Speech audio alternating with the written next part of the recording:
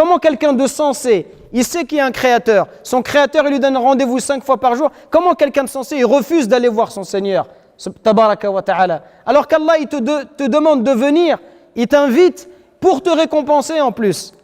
C'est toi qui vas en tirer des bienfaits. C'est cette prière qui va te donner la force, cette prière qui va te donner de la guider, cette prière qui va t'ouvrir les yeux, cette prière qui va te montrer la vérité, le droit chemin, qui va te montrer l'égarement. La prière, c'est un besoin, mes frères, c'est un plaisir.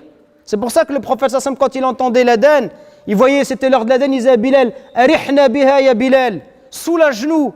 Il était pressé. Et les femmes du prophète, elles disaient, alayhi salatu wassalam, quand c'était l'heure de la prière, ils nous quittaient comme s'ils ne nous connaissaient pas. Ça y est, le prophète, il pensait qu'à une chose. Il était pressé de rentrer en prière. Parce que la prière, c'est un soulagement. La prière, c'est un bienfait. La prière, c'est une miséricorde. Bismillah, alhamdulillah, wassalatu wassalamu ala rasulillah, sallallahu alayhi wa sallam, amma ba'd. Donc, je vous remercie déjà pour votre présence, votre attention. Je sais que suivre 4 conférences toute l'après-midi assis par terre, c'est pas évident. Même si je vois, il y en a, ils ont transformé l'eau de leur bouteille, ils ont mis du jus d'orange. Donc ça va, alhamdoulilah, ils prennent des vitamines, c'est bien. Donc la dernière conférence, c'est comment trouver la constance dans la prière. Comment trouver la constance dans la prière. Comme tout à l'heure, le plus important, c'est de comprendre pourquoi c'est important de parler de la constance dans la prière. Pourquoi est-ce qu'on parle de la prière spécifiquement? Pourquoi, à votre avis, j'ai choisi de vous parler de la prière et notamment d'être constant dans l'accomplissement de la prière? Pour quelle raison, à votre avis? Pourquoi la prière et pas autre chose? Alors, vous étiez bien bavard il y a 2 minutes. Hein? Parce que c'est la base, oui, mais encore? Oui, c'est ce que je voulais entendre, mais alors on va dire qu'on n'a rien entendu. Les autres? C'est le lien direct avec Allah subhanahu wa ta'ala, ouais, c'est vrai, tout au fond. Oui, la meilleure façon d'évoquer Allah subhanahu wa ta'ala quotidiennement, oui. Ce qui nous rapproche le plus d'Allah, vous dites des choses intéressantes. La première action sur laquelle on sera jugé. Le prophète sallallahu alayhi wa sallam il nous dit Inna awwala ma yuhasabu bihi al-'abdu yawm al-qiyamati min 'amalihi salatuh. La première chose sur laquelle le serviteur est jugé le jour de la résurrection est la prière. Fa in saluhat faqad aflaha wa anjah. Si elle est bonne, c'est-à-dire elle a été accomplie correctement, alors les autres actes seront bons. Wa in fasadat faqad khaba wa khasir. Et si elle n'est pas bonne, elle n'a pas été accomplie correctement, alors les autres actes ne seront pas bons également. C'est un hadith authentique. Donc, la prière, parmi les droits d'Allah Azza wa Jalla, c'est la première chose sur laquelle on sera interrogé concernant les droits d'Allah. Allah subhanahu wa ta'ala va nous interroger sur la qualité de notre prière. Et on sait, comme vous l'avez évoqué, c'est le pilier le plus important après les 2 attestations de foi. Et c'est également la seule obligation que le prophète sallallahu alayhi wa sallam a reçue au 7e ciel directement. Toutes les autres œuvres, le prophète sallallahu alayhi wa sallam, il était sur terre et on lui a révélé des versets. L'ange Gabriel est venu pour lui apporter des versets de la part d'Allah subhanahu wa ta'ala, sauf la prière. Le prophète sallallahu alayhi wa sallam, il est parti chercher cette obligation directement au 7e ciel pour vous montrer l'importance de cette prière. C'est pourquoi il est important pour le croyant d'apprendre à l'accomplir correctement, de connaître l'âme de la prière, ce pourquoi nous prions, comment prier et comment être constant dans son accomplissement. Et dans cette conférence, de quoi est-ce que je vais parler précisément? Je vais apporter des réponses aux pensées que le diable il peut susurrer à l'oreille du jeune musulman. Ces pensées, ce sont quoi? Ce sont des ruses, talbis. Ce sont des ruses, des fausses excuses. Parfois, c'est ce qu'on appelle des pensées limitantes qui vont empêcher le musulman d'accomplir la prière avec plus de constance et de rigueur. Et donc, je vais prendre des excuses qu'on entend ici et là, que peut-être certains autour de vous parfois évoquent. Quand tu dis à quelqu'un « Pourquoi tu ne fais pas la prière ?»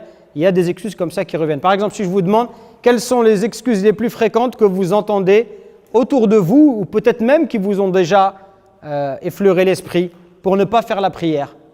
Qu'est-ce que vous entendez? Quand vous dites à quelqu'un, alors dites, je fais déjà trop de péchés, donc ça ne sert à rien. Ça, on l'entend souvent. Ouais, mais laisse tomber, moi c'est mort, je suis dans l'égarement. Moi j'ai même quelqu'un qui m'a dit, mais moi je suis en enfer, ça sert à rien. Wallah al-adim, il y a des gens qui m'ont déjà dit ça. Il m'a dit, moi je suis en enfer, ça sert à rien. Il y a des gens qui disent ça. Donc ça, c'est des mauvaises pensées. Ça, c'est des ruses du diable. C'est des moyens par lesquels le diable il cherche à t'égarer. Et bien, il faut apporter des réponses à ces ruses. Et c'est ce qu'on va faire aujourd'hui. Qu'est-ce que vous entendez encore? C'est trop tard, la prière, elle est passée pour une prière précise. Et donc, à chaque prière, c'est trop tard, en fait. Il loupe toujours le train, lui, c'est ça, il est tout le temps en retard. Je dois faire mes grandes ablutions. Voilà, il y a des gens qui doivent faire les grandes ablutions toute la journée. On ne demande pas pourquoi. Qu'est-ce qu'il y a d'autre encore? J'ai pas le temps. Et des gens qui disent, je peux pas. Voilà, je ferai après, j'ai pas le temps, parce que je suis à l'école, je travaille, je dois aller au foot, j'ai pas le temps. Voilà, moi je vais pas prier maintenant, t'inquiète, moi dès que je suis marié, je prie. Ou quand je suis à la retraite, dès que je prends ma retraite, voilà, donc quand l'État il dit la retraite c'est plus 65 ans, c'est 67 ans, lui aussi il décale. Il dit je commencerai à 67 ans au lieu de 65 ans. Qu'est-ce qu'il y a d'autre encore comme excuse? Je me sens hypocrite. Ouais, voilà, il est rongé par la culpabilité. Je fais trop de péchés, etc. Ouais, tout ce que vous dites, c'est les excuses auxquelles on va répondre, Inch'Allah. La première ruse du démon, c'est laquelle? C'est quelqu'un qui te dit, moi je prie pas, mais alhamdoulilah, moi je fais pas de bêtises. Je vole pas, je bois pas, je me drogue pas. C'est pas comme certains, je les vois, ils vont à la mosquée, mais ils volent, ou ils mentent, ou ils sortent le soir dans des lieux pas bien, etc. Ça, c'est parfois ce qu'on entend. Tout d'abord, avant de juger les autres, le musulman il doit se focaliser sur ce qu'il fait lui, sur ses propres actions.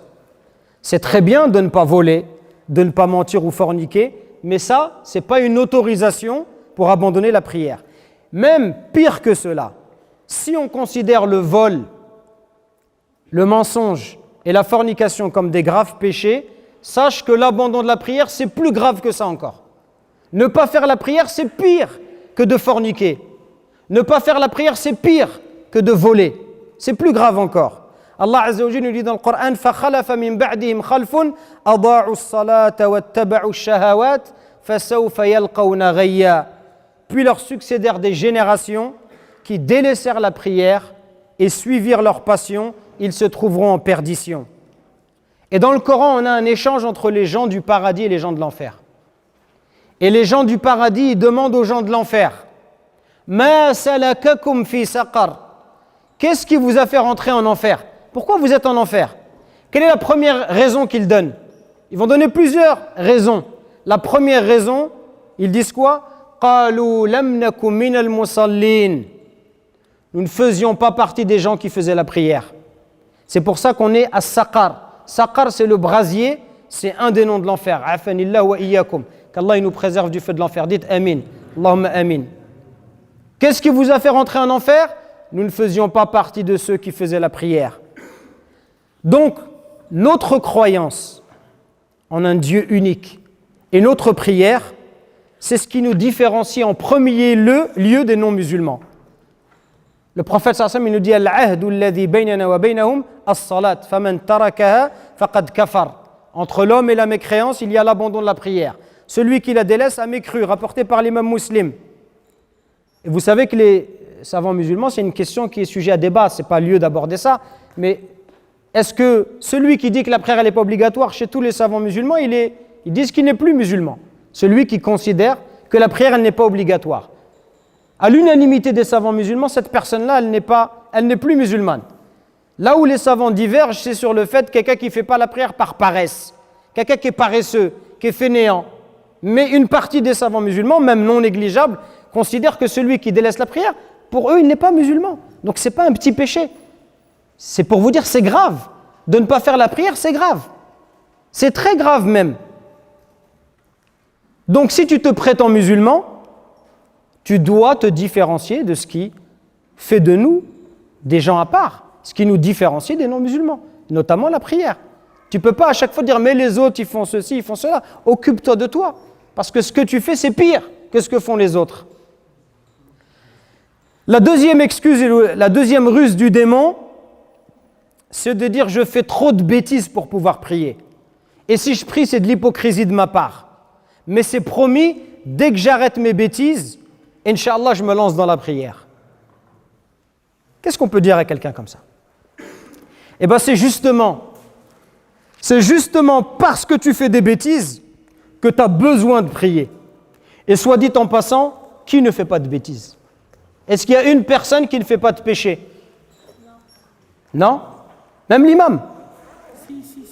L'imam, il ne fait pas de péché quand même. L'imam aussi. C'est-à-dire, moi aussi, je fais des péchés. On fait tous des péchés. C'est pas on peut, on en fait. Mais c'est même pas on peut, on en fait. C'est sûr même. On fait tous des péchés. Le prophète il nous dit que tous les enfants d'Adam, ils commettent des péchés. Et les meilleurs, ce sont lesquels? Ceux qui se repentent. Donc, c'est justement parce que tu fais des bêtises, comme tu dis, parce que tu fais des péchés, que tu as besoin de la prière. Pourquoi on a besoin de la prière? Pour deux choses. Tout d'abord, la prière, c'est ce qui va nous donner la force spirituelle d'arrêter les péchés. Inna salata tanha anil fahsha'i wal munkar. Et la prière, elle préserve de la turpitude et du blâmable. Si tu fais des péchés, où tu vas trouver la force d'arrêter? Eh bien, c'est dans la prière. Parce que quand tu viens prier, Allah, il ouvre ton cœur à la vérité. Allah, il renforce ta foi. Allah, il renforce ta conviction. Allah, il te met la lumière sur ton visage, la lumière sur ton chemin. C'est ça qui va te donner l'énergie nécessaire d'arrêter les péchés. Tu as besoin de force pour arrêter les péchés. Parce que le péché, c'est avant tout une lutte au niveau de ton cœur. Tu dois arriver à détester dans ton cœur ce qui t'attire. Et pour avoir cette force spirituelle, tu as besoin d'énergie. Où tu vas trouver cette énergie? Cette énergie, tu vas la trouver dans la prière. Ça, c'est la première raison pour laquelle on a besoin de la prière. La deuxième raison, c'est que la prière, justement, elle efface les fautes et elle efface les péchés. Allah Azza wa Jalla nous dit dans le Coran: Wa aqimis salata tarafay an-nahari wa zulafan min al-layl innal hasanati yudhhibna as-sayyi'at dhalika dhikra lidh-dhakirin. Et accomplis la prière aux deux extrémités du jour et à certaines heures de la nuit, les bonnes œuvres effacent les mauvaises. Accomplis la prière, pourquoi? Aux deux extrémités du jour et de la nuit, les bonnes œuvres, elles dissipent les mauvaises. Cela est une exhortation, c'est un rappel pour ceux qui réfléchissent.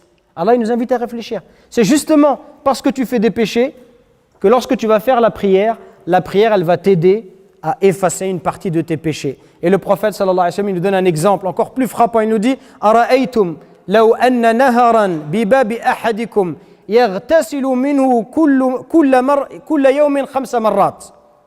Hal yabqa min daranihi shay'un. Voyez-vous s'il y a un fleuve qui passe devant la porte de l'un de vous. Et 5 fois par jour, tu vas prendre une douche. Tu vas te baigner dans ce fleuve. Est-ce qu'il va rester des saletés sur ton corps? Imaginez-vous, quelqu'un, 5 fois par jour, il se lave dans le fleuve qui passe à côté de chez lui. Est-ce qu'il va rester des saletés sur son corps? Alors les sahaba, ils ont dit: non, ya Rasulallah, s'il se lave 5 fois par jour, il n'y a pas de saleté. Alors le prophète, il nous dit: فَذَلِكَ مَثَلُ الصَّلَوَاتِ الْخَمْسِ يَمْحُ اللَّهُ بِهِنَّ الْخَطَايَا. Ceci est l'exemple des 5 prières par lesquelles Allah, il efface les péchés. Voilà l'exemple des prières. Les prières, c'est comme si 5 fois par jour, tu vas te laver. Ça efface tes péchés, ça efface ta saleté. Et bien la prière, tu la fais 5 fois par jour, ça va effacer tes péchés.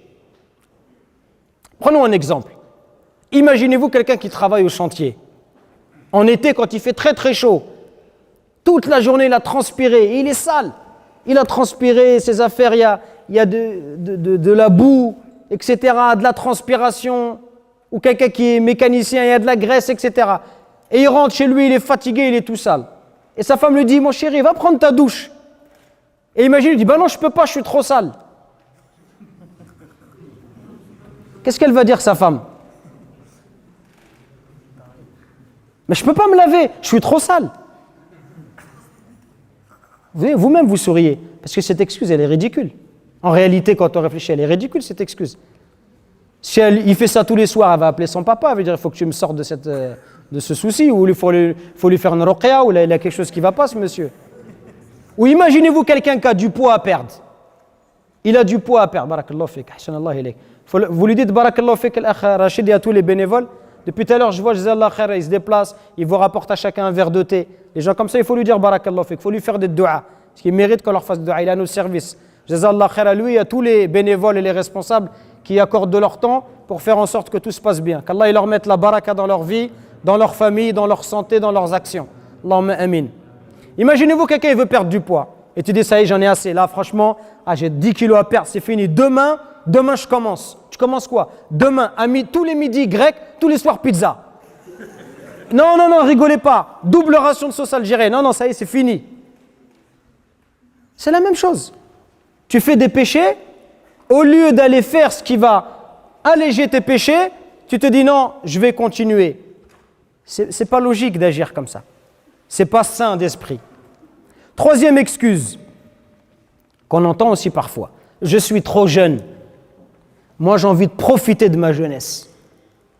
Et de toute façon, je compte bien m'y mettre un jour ou l'autre. Qu'est-ce qu'il nous dit Allah Azza wa Jal? Est-ce que la religion nous empêche d'être heureux, mes frères? Ça déjà, ça part d'un principe qui est erroné. C'est de penser que d'être dans la religion, ça nous empêche d'être heureux. Que d'être dans la religion, c'est une prison. Wallah, c'est le contraire. C'est dans la religion que tu vas trouver ton épanouissement et c'est dans la religion que tu vas trouver ton bonheur. Et comme je l'ai dit tout à l'heure, si on a cette vision de la religion qui est équilibrée, en quoi la religion, elle t'empêche de passer du bon temps?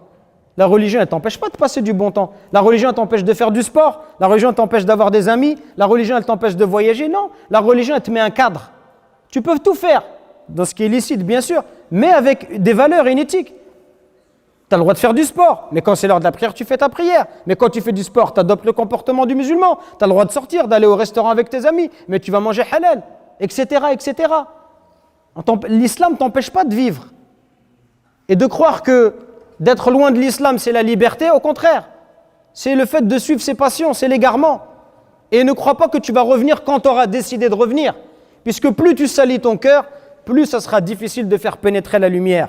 Qu'est-ce qu'Allah nous dit? Wasari'u, et précipitez-vous et hâtez-vous. Wasari'u ila maghfiratin min rabbikum wa jannatin 'arduha as-samawati wal ard u'iddat lil muttaqin. Et hâtez-vous vers le pardon de votre Seigneur et un paradis large comme les cieux et la terre préparé pour les pieux. Et quand le prophète sallallahu un jour il a conseillé un homme, Ibn Abbas il nous rapporte ses conseils, il lui a dit Irtanim khamsan qabla khams, profite de 5 choses avant 5 choses.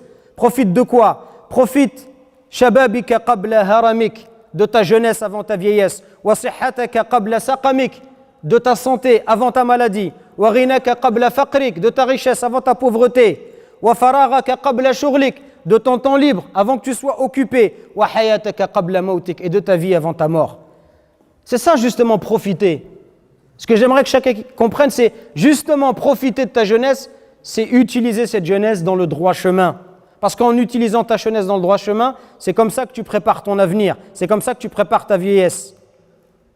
Et ne pense pas que tu vas pouvoir systématiquement repousser et remettre les choses au lendemain, plus tard, jusqu'à quand? Jusqu'à ce que l'ange de la mort il vienne prendre ton âme, et à lui aussi tu lui diras plus tard. Il n'y aura pas de plus tard. Donc il ne faut pas repousser. Quatrième ruse que l'on entend fréquemment, c'est trop tard, j'ai trop déliré, Allah il ne va jamais me pardonner. On l'entend ça aussi, j'entends moi beaucoup de gens qui me disent ça. Non, j'ai fait trop de péchés, moi de toute façon c'est foutu, moi je suis fini. Lui en vérité il fait quelque chose de pire que de ne pas faire la prière, c'est quoi? Il désespère de qui? Il désespère de la miséricorde d'Allah, c'est encore pire. Ça veut dire qu'il ne connaît pas Allah Azza wa Jal. Il ne sait pas qu'Allah Azza wa Jal il pardonne tous les péchés. Et il pense que lui il a fait tellement de péchés que c'est trop, il a atteint la limite. Mais Allah subhanahu wa ta'ala, sa miséricorde, elle est infinie. À partir du moment où tu es sincère dans ton repentir, tu réunis les conditions du repentir, Allah il va te pardonner. Allah il l'a dit dans son livre clairement. قُلْ يَا عِبَادِيَ الَّذِينَ أَسْرَفُوا عَلَى أَنفُسِهِمْ لَا تَقْنَطُوا مِنْ رَحْمَةِ اللَّهِ إِنَّ اللَّهَ يَغْفِرُ الذُّنُوبَ جَمِيعًا إِنَّهُ هُوَ الْغَفُورُ الرَّحِيمُ. Dis, ô mes serviteurs, qui avez commis des excès à votre propre détriment, ne désespérez pas de la miséricorde d'Allah, car Allah, il pardonne tous les péchés. Oui, c'est lui le pardonneur, le miséricordieux. Pourtant, parfois on dit, on entend les imams dire, et citer un verset qui nous dit que Allah, il pardonne pas. Inna Allah la yaghfiru an yushraka bi. Allah, il ne pardonne pas qu'on lui donne des associés. Et là, Allah, il a dit, Allah, il pardonne tous les péchés. Expliquez-moi alors. Quelqu'un pourrait penser qu'il y a une contradiction. Alors expliquez-moi, c'est quoi l'explication logique? Allah ici nous dit il pardonne tous les péchés. Et dans un autre verset, il dit Allah il pardonne pas qu'on lui donne quelque associé. Alors expliquez-moi. Juste lever la main. Lever la main, vas-y, on t'écoute. J'ai pas compris au début ce que tu as dit, le début de ta phrase. Oui, mais ici, Allah, il a dit Inna Allah yaghfiru dhunuba jami'a. Donc ça veut dire, si quelqu'un il rentre là et il dit moi j'adorais une statue, j'adorais un arbre, je veux me repentir, je veux devenir musulman. On va lui dire non, toi ça y est, c'est mort. On va lui dire ça, non, toi c'est trop tard, parce que tu as adoré un arbre, tu as fait du polythéisme, donc toi c'est l'enfer éternel, s'il te plaît, sors de la mosquée. On va lui dire ça? Vite, sors! Non, on va pas lui dire ça. Alors pourquoi? Alors c'est quoi l'explication? Ah, là voilà l'explication. Baisse ton masque, qu'on voit ton beau visage, subhanakallah alayk, et en même temps, quand on entende bien, réexplique ce que tu as dit, c'est juste. Voilà. Allez là l'explication. Inna Allah la yaghfiru an yushraka bi. Allah il pardonne pas qu'on lui donne quelque associé. C'est quelqu'un qui meurt en étant polythéiste. Quelqu'un qui meurt en commettant du polythéisme, en connaissance de cause, lui Allah il lui pardonnera pas. Mais s'il se repent avant de mourir, Allah il lui pardonnera. Quelle est la preuve de cela? C'est quoi l'argument? Les sahaba radiyallahu anhum, ils adoraient pas des statues avant, certains en tout cas parmi eux, ils adoraient pas des idoles à la Mecque. Abu Bakr, Omar, ils adoraient, ils disaient même qu'ils créaient eux-mêmes leurs statues avec des dates. Et quand ils avaient faim, en cachette, ils mangeaient un bout. Ils mangeaient un bout de leur divinité, en cachette. Ils mangeaient un bout, le bras de la divinité, des dates. Ils mangeaient en cachette. Donc ça veut dire qu'avant, ils commettaient du polythéisme. Mais quand ils ont compris la gravité de cet acte-là, et le fait que c'était une injustice, puisque celui qui mérite d'être adoré, c'est celui qui nous a créés, alors ils se sont repentis, et Allah il a accepté leur repentir. Donc sache que si Allah il a pardonné à des gens qui ont enterré leur fille vivante, qui ont adoré des statues, Allah il peut très bien te pardonner à toi aussi, quel que soit le péché que tu as commis, à partir du moment où tu es sincère. Hein? Le prophète il nous dit At-ta'ibu min adh-dhanb kaman la dhanba lahu. Celui qui se repent d'un péché, il est comme celui qui n'en a jamais commis. C'est-à-dire c'est comme si tu n'en avais jamais fait, parce qu'Allah il efface les péchés. Mais pour ça il y a des conditions, bien sûr. C'est quoi les conditions du repentir? On va dire qu'il y en a 3. Chaque condition, elle est liée à une période. Il y a une condition qui est liée au temps passé, pour corriger le passé. Une condition qui est liée au présent, pour réformer le présent. Et une condition liée à l'avenir, pour préparer l'avenir. Alors c'est quoi la condition qui est liée au passé? Pour effacer ce que j'ai fait comme péché, ça y est, c'est déjà passé. C'est quoi la condition? Le plus important. C'est même le pilier le plus important du repentir. Le regret, an-nadam, c'est le regret. Si je regrette sincèrement ce que j'ai fait, eh ben avec ça, on va effacer le passé. Mais il faut être sincère, je regrette. Ah, ce que j'ai fait, vraiment, je regrette. Pourquoi j'ai fait ça? Vraiment, j'étais stupide en agissant ainsi. Qu'Allah me pardonne. Au plus profond de toi, tu as des regrets. C'est sincère, tu ne peux pas l'expliquer, tu regrettes. Comment est-ce qu'on va corriger le présent? Voilà, s'arrêter immédiatement. Quand on se repent, il n'y a pas de condition avec Allah. Ça m'est déjà arrivé de parler à quelqu'un, un commerçant, qui a un grec et il vend de l'alcool. Tu lui dis, ah, c'est pas bien. Il dit, Inch'Allah, je finis la caisse et dès que la caisse elle est finie, j'arrête. Ça c'est vrai, il y en a plein qui vous disent ça. Non, si tu te repens, tu finis pas ta caisse. Tu arrêtes tout de suite. Et ta caisse, tu la fous à la poubelle. Si tu repens, tu fais pas de condition. Tu dis pas, on est au mois de juin, j'arrête de sortir avec Émilie jusqu'à fin août, septembre, j'arrête, je me mets bien. Il n'y a pas de condition. Si tu arrêtes, c'est tout de suite. Mais comment je vais faire tout l'été? Il n'y a pas, tout de suite, tu arrêtes. Tu ne conditionnes pas avec Allah subhanahu wa ta'ala. Si tu es sincère, tu arrêtes immédiatement. Donc, le regret, l'arrêt immédiat. Et comment on prépare le futur? Voilà, l'intention, al-azm, la motivation, la détermination, l'intention sincère de ne jamais recommencer. Donc, quand j'ai ces 3 conditions, mon repentir, il est complet. Bien sûr, il y a une 4e condition, si j'ai causé du tort à quelqu'un, je dois réparer ce tort. Si je lui ai pris quelque chose, je dois lui rendre. Hein? Si je lui ai pris quelque chose, je dois lui rendre. On ne peut pas garder ce qu'il nous apporte. D'ailleurs, quelqu'un qui m'a pris mes claquettes Jordan pour de vrai à la mosquée, mais je lui pardonne, Inch'Allah, il y a longtemps. Qu'il sache que je lui pardonne, qu'il les garde, gratuit, fisabilillah. Ça me fait plaisir. Il n'a pas dû s'en rendre compte. Et imaginez quelqu'un qui se repent comme ça sincèrement et il recommence. Qu'est-ce que vous dites? Quelqu'un, il dit, je dois arrêter de faire ce péché-là. Il s'est repenti avec les conditions. Le regret, l'arrêt immédiat, l'intention de ne pas recommencer. Et il a recommencé à pécher. Qu'est-ce qui se passe alors? Est-ce qu'on lui dit, non, là, t'exagères? Il recommence. Donc le frère, il nous dit, il se repent encore à nouveau. Vous êtes d'accord avec lui ou pas? Et Allah encore, il va lui pardonner. Et Allah encore, il va lui pardonner s'il est sincère. Donc tout ça, mes frères, c'est question de sincérité. Bien sûr, celui qui joue ou qui croit pouvoir tromper Allah, il s'égare. On peut tromper les gens, mais on ne peut pas tromper Allah. Et imaginons encore une deuxième fois, il se repentit, sincèrement, et il a encore rechuté. Qu'est-ce qu'il fait? Encore. Il recommence encore une fois. Vous êtes d'accord avec lui? Et à chaque fois comme ça. Et à chaque fois comme ça. Jusqu'à ce qu'Allah il te donne la lumière, la force, qu'un jour ce péché, tu l'arrêtes définitivement. Et peut-être que tu vas faire comme ça pendant 15 ans, 20 ans, il y a des choses que tu vas avoir du mal à arrêter. Mais tu vas être sincère. Et c'est ça un combat. C'est pour ça qu'on parle de djihad, djihad nafs, le combat de l'âme. Ça c'est un combat, c'est une lutte. C'est pas facile. C'est pas une fois et c'est réglé. Non, jour après jour, année après année, jusqu'à ce que tu arrives à avoir une force.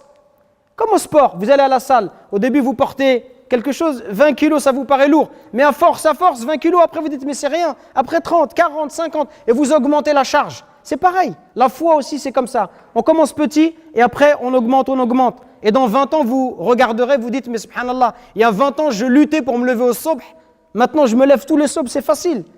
Il y a 20 ans, une fois, de temps en temps, je me levais en pleine nuit. Maintenant, toutes les nuits, je me lève. Il y a 20 ans, je luttais pour lire une page de Coran. Aujourd'hui, je finis le Coran tous les mois. Et c'est comme ça, la foi. Effort après effort. Donc, celui qui nous dit c'est trop tard, j'ai trop déliré, on lui dit c'est jamais trop tard.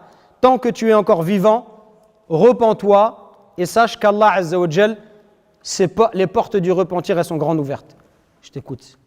Mais tout à l'heure, vous avez dit que si, par exemple, il fait quelque chose, il se tente, il n'est pas honnête s'il le refait. On peut être honnête et recommencer, parce que parfois, c'est plus fort que nous. On se dit par exemple, allez, il ne faut pas mentir. Et tu te retiens, et des fois, voilà, quelqu'un t'a parlé, ta maman t'a demandé, t'étais où? C'est sorti tout de suite, t'as menti. Et donc ça demande un effort. Jusqu'à ce que, avant de parler, tellement tu vas t'entraîner, avant de parler, tu vas réfléchir. Et des fois, ta maman, elle va te dire, mais pourquoi tu t'appelles comment? Abdallah. Ta mère dit, mais Abdallah, pourquoi tu es rentré après le Maghreb? Tu dis, tu ne dois pas rentrer après le Maghreb. Et tu as envie de lui dire, non, mais j'étais à la mosquée au Maghreb. Et là, tu vas lui dire, tu vas réfléchir. Tu vas dire, qu'est-ce que je dis? Est-ce que je dis la vérité à ma ummi? Mais peut-être elle va me punir. Ou je lui mens, elle ne va pas savoir, mais Allah, il ne sera pas satisfait de moi. Et tu vas dire quoi? Je dois être honnête. Je n'ai pas envie de désobéir à Allah. Tu vas dire, ummi, je suis désolé, j'ai oublié, j'ai joué un peu trop. Et voilà. Et si ta mère, elle te punit, si elle ne te punit pas, elle ne te punit pas. Et voilà, il faut s'entraîner, c'est dur. Généralement, ce n'est pas la première fois, il faut s'entraîner. Mais il ne faut jamais désespérer. Il ne faut jamais désespérer, il faut toujours continuer sur cette voie-là. Et dites-vous même que Allah Azza wa Jal, peut-être qu'il vous a créé avec une faiblesse, mais en réalité, c'est parce que vous êtes capable d'arrêter. Et que vous allez lutter, et un jour ou l'autre, Allah il va vous donner la force d'arrêter ces péchés-là. Le shaitan, il s'est adressé à Allah et il a dit, je n'arrêterai jamais de chercher à les égarer. Et Allah Azza wa Jal lui a répondu, je n'arrêterai jamais de leur pardonner s'ils se repentent. Vous voyez, Shaitan, il a dit à Allah, je vais tout faire pour les égarer, j'arrêterai jamais. Tant que je serai en vie, je ferai tout pour égarer les enfants d'Adam. Et Allah Azza wa Jal a dit, moi, j'arrêterai jamais de leur pardonner tant qu'ils me demandent pardon. Donc tant que tu sais que ton Seigneur, il te pardonne et que tu es sincère, et tu respectes les conditions du repentir, Allah Azza wa Jal te pardonnera bi-idhnillah. 5e ruse, c'est les gens qui disent, je suis débordé, j'ai pas le temps. Entre le travail, l'école, les obligations, franchement, je peux pas prier, j'ai pas 5 minutes à moi. Et de toute façon, le travail, c'est l'adoration. Alors, je ne sais pas si les jeunes ils disent ça, en tout cas chez les anciens, c'était une excuse très répandue. Vous dites ça encore les jeunes aujourd'hui ou pas? Non, c'est fini, elle est passée aux oubliettes. Tant mieux, parce que c'est une fausse excuse. Mais on entendait souvent ça avant. Al-Khadma Ibada. Le travail, c'est une adoration. Donc, qu'est-ce qu'Allah Azza wa Jalla nous dit? Il nous dit Inna wa'dallahi haqq, fala taghurrannakum al-hayatu ad-dunya wa la yaghurrannakum billahi al-gharur. La promesse d'Allah, elle est vérité. Que la vie présente, elle ne vous trompe donc pas. Et que le trompeur, al-shaytan, ne vous induise pas en erreur au sujet d'Allah Azza wa Jalla. Et le prophète, il nous dit Ta'isa abdu dinar, wa abdu dirham, wa abdu al-khamisa. Malheur à l'esclave du dinar, du dirham et des vêtements de luxe. Ici, le prophète, il met en garde contre le fait d'être l'esclave de ses passions, de telle sorte que si Allah il te donne de l'argent, des beaux vêtements, tu es content d'Allah, et si Allah il te prive, tu es en colère contre Allah. Ça ne veut pas dire que tu n'as pas le droit d'avoir de l'argent ou des beaux vêtements. C'est celui dont l'objectif principal, c'est de courir après les richesses de ce bas monde. La prière, ça prend combien de temps? Une prière de 4 rak'at. Allez, on va dire 5 minutes. Si tu fais 5 prières par jour, ça fait combien 5 fois 5? 25 minutes. Donc on va dire approximativement, ça fait 1 minute par heure. Donc toi, tu n'as pas le temps au point de ne pas pouvoir consacrer 1 minute par heure à celui qui t'a créé. Est-ce que c'est raisonnable ça? 1 minute. Chaque heure. Tu n'as pas ça dans ta journée. Ça véritablement, celui qui fait ça, c'est vrai qu'il est en adoration, mais pas l'adoration d'Allah. Malheureusement, il est dans l'adoration de l'argent, l'adoration de la vie d'ici-bas. Donc le fait de ne pas avoir de temps, c'est une fausse excuse. Le musulman, il doit trouver le temps. Et il doit s'organiser pour trouver le temps. D'autant plus que l'islam, elle est basée sur la souplesse et la facilité, on y reviendra. Une des excuses aussi qu'on entend, c'est la 6e, et on citera une 7e, on s'arrêtera là, Inch'Allah, c'est ceux qui disent « mais j'ai peur d'arrêter ». Parce que j'ai peur d'arrêter. Je vais faire la prière, après je vais l'arrêter. Et on m'a dit que si je commence la prière et qu'on s'arrête, c'est encore pire. C'est vrai ça ou pas? Qu'est-ce que vous en pensez? Vous entendez ça ou pas? Quelqu'un qui dit ça, si je commence et après j'arrête, c'est encore pire. Comme il y a des gens qui disent je ne veux pas faire le hajj. Parce que si je fais le hajj, après je serai obligé d'être bien.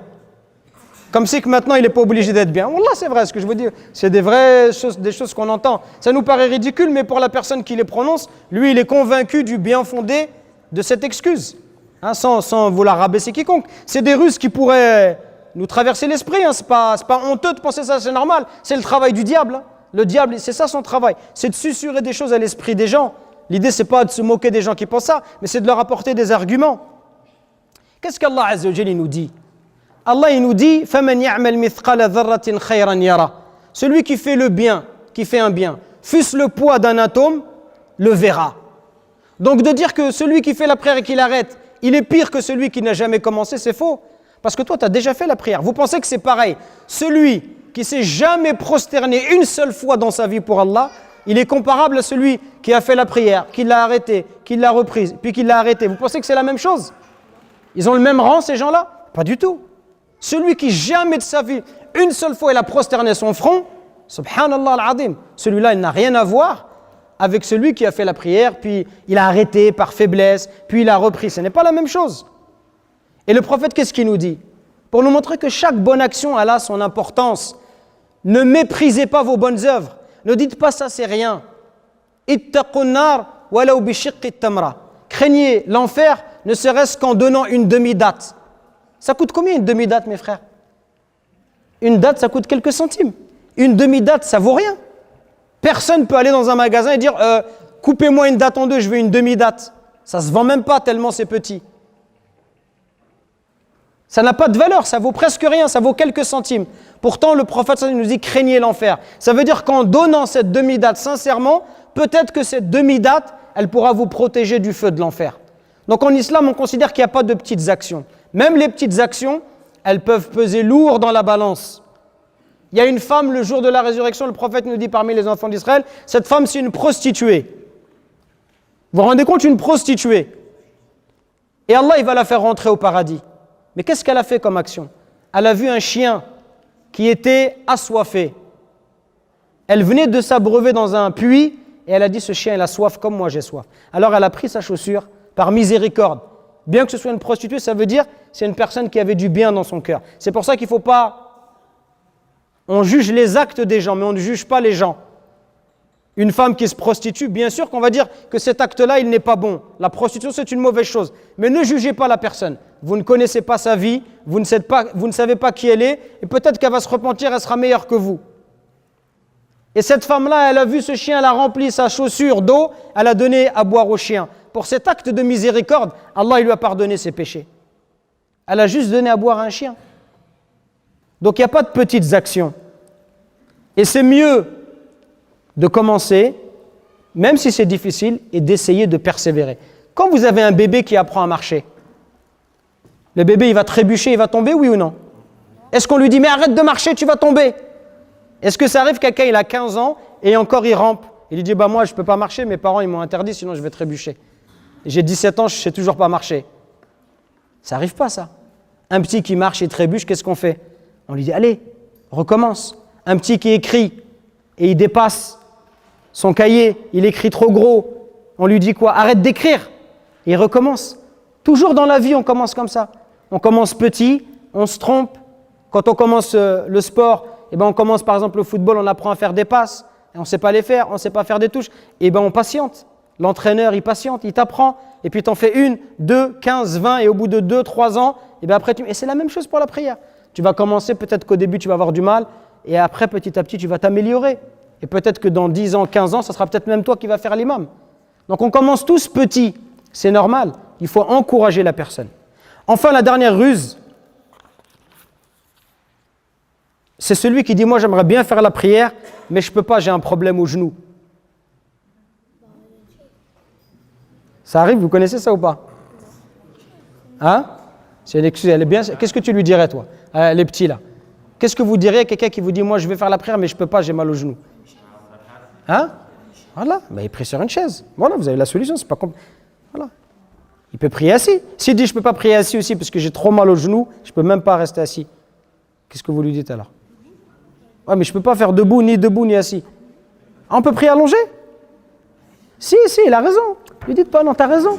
Oui, ce que tu dis, c'est le prophète sallam, il a dit la même chose. Prie debout, si tu ne peux pas assis, si tu ne peux pas allongé, tu as raison, n'aie pas peur. Tu as raison. Hein? Et même si on ne peut pas bouger tout le corps, on est paralysé, on prie avec les yeux. Donc on peut toujours faire la prière. À chaque fois en fonction de ce qu'on peut faire. Celui qui ne peut pas faire debout, t'appelles comment? C'est bien Mehdi, tu as raison. Il ne faut pas laisser les autres, ils te regardent, ils disent n'importe quoi, tu avais raison. C'est bien, il faut que tu aies confiance en toi. Quand tu penses quelque chose, tu le dis. Donc le prophète il lui dit Salli qa'iman, prie debout. Fa illam tastati' fa qa'idan. Si tu ne peux pas, assis. Fa illam tastati' fa ala jamb. Et si tu ne peux pas assis, alors prie allongé sur le côté. Donc l'islam il est basé sur la souplesse. Quand tu ne peux pas faire quelque chose, il y a toujours une solution de remplacement. Hein? Et l'islam il est basé sur la souplesse. Celui qui est malade, il ne peut pas faire les ablutions, qu'est-ce qu'il fait? Il fait le tayammum, il fait les ablutions sèches. Celui qui ne peut pas prier debout, il prie sur une chaise. Celui qui ne peut pas prier sur une chaise, il prie allongé. Celui qui ne peut pas faire le ramadan parce qu'il est malade, qu'est-ce qu'on fait? On lui dit quoi? Tu fais quand même le ramadan? Et voilà, il ne fait pas le ramadan, il va nourrir un pauvre. Celui qui n'a pas d'argent, il doit payer la zakat quand même? Celui qui est pauvre, il doit payer la zakat? Non. Celui qui n'a pas d'argent, il est obligé d'aller à la Mecque? Non. Donc vous voyez, l'islam, il est basé sur la capacité. Si tu n'as pas la capacité, Allah, il ne va pas te demander d'accomplir les actions. Quand tu es en voyage, qu'est-ce qu'on peut faire? On peut raccourcir les prières, on peut les regrouper. Et vous verrez l'islam, une succession d'actions qui sont basées sur la souplesse et la facilité. Pour dire que, quelle que soit ta difficulté, tu peux toujours adorer Allah subhanahu wa ta'ala. Donc vous voyez bien qu'il n'y a aucun argument solide pour celui qui ne pratique pas la prière. Donc ne vous faites pas avoir par les ruses de Shaitan et ses illusions. Et Allah, il a raison, subhanahu wa ta'ala, quand il dit « Inna kayda shaitani kana dha'ifa » Et vraiment, la ruse du diable, elle est faible. Vraiment, elle est faible. Et que celui qui ne fasse pas la prière, qu'il se dise, alors pas vous puisque vous êtes à la mosquée, mais peut-être ceux qui nous regardent sur les réseaux, que celui qui ne fait pas la prière, qu'il se dise, mais pourquoi il y a plein de gens qui font la prière? Est-ce que ces gens-là, ils sont meilleurs que moi? Ils sont plus intelligents que moi? Toi aussi, tu peux faire la prière. Il n'y a rien qui t'empêche de faire la prière. Fais tes ablutions, mets ton tapis et prosterne-toi pour Allah. Et tu verras qu'en prosternation, tu vas être apaisé. Ton cœur va s'apaiser quand tu vas te prosterner pour celui qui t'a créé, celui qui veut ton bien, celui qui veut te donner et te combler de ses bienfaits. Donc cherche refuge auprès d'Allah Azza wa Jal, sollicite son aide et lance-toi. Voilà, la prière, c'est quelque chose qu'on ne peut pas... On en a besoin. C'est plus qu'une obligation en réalité. En réalité, c'est un besoin pour nous. Le croyant, il a besoin. Comme il a besoin chaque jour de manger et de boire, le croyant, chaque jour, il a besoin de se prosterner pour remercier Allah subhanahu wa ta'ala. Donc, je vous remercie pour votre attention, votre écoute. Dis-moi, Mehdi, je t'écoute. Tu sais, les gens, ils n'ont pas le droit de poser des questions, mais il n'y a que vous. Alors, est-ce qu'on peut la rattraper le soir? Alors, les prières, elles ont un temps. C'est quand est-ce qu'elle commence la prière, quand est-ce qu'elle termine? Est-ce qu'on est obligé de la faire dès que c'est l'adhan? Jusqu'à quand on peut la faire? Alors, dites-moi ce que vous savez là-dessus. Vous interrogez les 4 là. Abdallah, Mehdi, les 2 autres, c'est comment? Adam et Yassine. Alors, on vous écoute les 4. Par exemple, aujourd'hui, l'adhan du Dhuhr, il était à 12h36. Et le Asr, c'était à 15h05. Et le Maghrib, c'est à 17h35. Alors, le Dhuhr, par exemple, je peux le faire jusqu'à quand? Ouais, jusqu'à la prière suivante. Donc, quand c'est l'adhan du Dhuhr, est-ce que je peux faire la prière juste avant le Dhuhr parce que j'ai un truc à faire? Je la fais à midi, comme ça, vite fait. Comme ça, après, à 12h30, je peux aller... Non, on n'a pas le droit. Donc, on doit commencer quand c'est l'adhan. Et on peut la faire jusqu'à quand? Jusqu'à la prochaine. Donc, tu vois, tu as un temps qui est important quand même. Tu as de 12h30 jusqu'à 15h05. Ça, c'est tout le temps. Et si vous ne pouvez pas les faire parce que vous êtes à l'école, c'est ça? Alors, si vous êtes à l'école... Alors, si tu ne peux pas, parce que tu es à l'école, bah, vous, à l'école, vous reprenez à quelle heure? À 13h30. Donc, des fois, tu manges à la cantine. Alors, déjà, tu as quel âge, toi? Tu as 11 ans? 12 ans. Toi, tu as quel âge, Abdallah? 13 ans, et toi? 12 ans? 8 ans. Masha'Allah. Vous voyez les petits, tabarakallah? Ils ont 11 ans, 12 ans.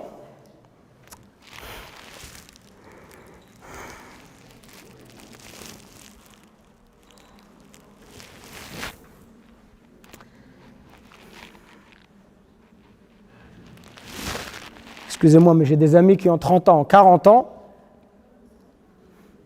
et qui ne se posent pas les questions que vous posez, alors que vous avez 8 ans, 9 ans et 10 ans. Qu'Allah y vous raffermisse. Vous êtes petit. Quand vous êtes petit, vous pouvez regrouper. Vous pouvez regrouper la prière du Dhuhr et du Asr ensemble. Donc vous faites le Dhuhr avec l'Asr. Donc soit à l'heure du Dhuhr, soit quand c'est vers 12h30, si tu ne pourras pas faire l'Asr, mais pas parce que tu vas jouer au foot dehors. Parce que par exemple, tu es à l'école ou tu as un rendez-vous chez le médecin important, tu peux faire le Dhuhr avec l'Asr. Soit à 12h30, soit à partir de 15h30. Tu fais à l'heure du Asr. Vous avez compris ça ou pas? Si vous n'avez pas compris, il ne faut pas me dire oui, je vous réexplique. Voilà, à l'heure du Dhuhr ou à l'heure du Asr, tu regroupes. Le Dhuhr, il va toujours avec l'Asr. Et le Maghrib, il va toujours avec le Isha. Et si vous ne pouvez pas faire, même ça, vous ne pouvez pas parce que vous êtes à l'école toute la journée, bah vous êtes petit, vous faites vous du mieux que vous pouvez. Hein? Ce n'est pas comme des gens qui ont 17 ans, 20 ans. Okay, voilà, vous êtes encore petit, vous faites du mieux que vous pouvez, Inch'Allah. D'accord? Mais c'est bien que vous ayez ce souci pour la prière. Hein? Que vous vous accrochez à cette prière, c'est bien. Qu'Allah il nous guide. Qu'Allah guide nos frères et nos sœurs qui ne connaissent pas la prière. Hein, qui leur permettent de goûter à la saveur de la prière. Parce qu'en vérité, la prière, ce n'est pas une obligation. En vérité, c'est un besoin vital. On a besoin de la prière.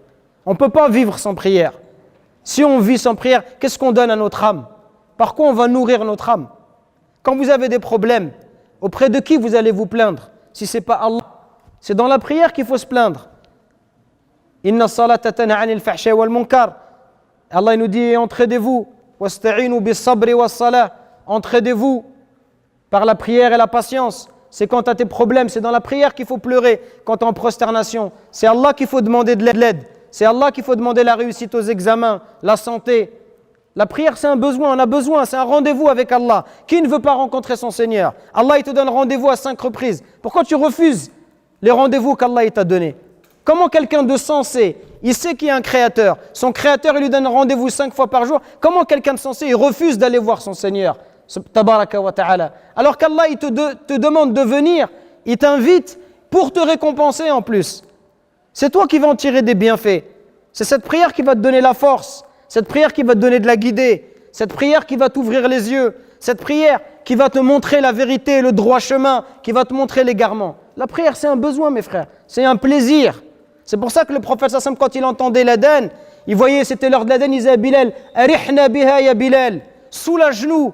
Il était pressé. Et les femmes du prophète, elles disaient, alayhi salatu wassalam, quand c'était l'heure de la prière, ils nous quittaient comme s'ils ne nous connaissaient pas. Ça y est, le prophète, il pensait qu'à une chose, il était pressé de rentrer en prière. Parce que la prière, c'est un soulagement. La prière, c'est un bienfait. La prière, c'est une miséricorde. On a besoin de cette prière. Il ne faut pas l'expédier comme ça. Il faut prendre du plaisir. Si vous prenez du plaisir à rencontrer Allah, Allah il prendra du plaisir à vous rencontrer Yawm al-Qiyamah. Allah il prendra du plaisir à vous donner, à vous élever auprès de lui, tabaraka wa ta'ala. Cette prière, elle a de la valeur à nos yeux. S'il n'y a pas de prière, en quoi on est musulman si on n'a pas de prière? Qu'est-ce qui fait de nous des frères? Pourquoi on est dans cette mosquée avec, malgré toutes les origines, les différences d'âge, les différences de catégorie sociale? Qu'est-ce qui nous regroupe tous ici? C'est parce que tous ont fait la prière. Si on ne faisait pas la prière, les mosquées n'auraient plus de raison d'être. Barakallahu fikoum pour votre attention, encore merci. Comme je vous l'ai dit tout à l'heure, inscrivez-vous sur les réseaux sociaux de la mosquée pour suivre les différents programmes pour la jeunesse et les autres.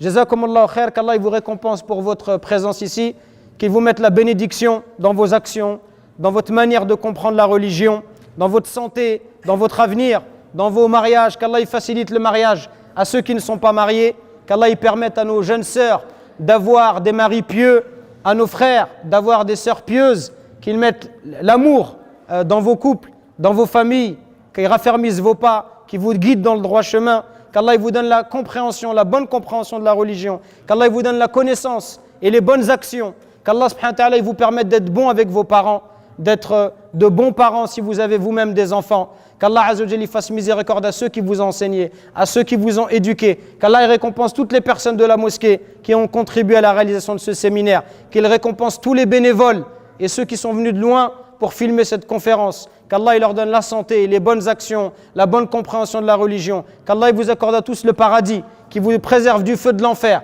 qui vous préserve du châtiment de la tombe, qu'Allah vous donne la piété, la sincérité dans vos actions. Subhana rabbika rabbil izzati amma yasifun wa salamun ala al-mursalin walhamdulillahi rabbil alamin wa jazakumullahu khair.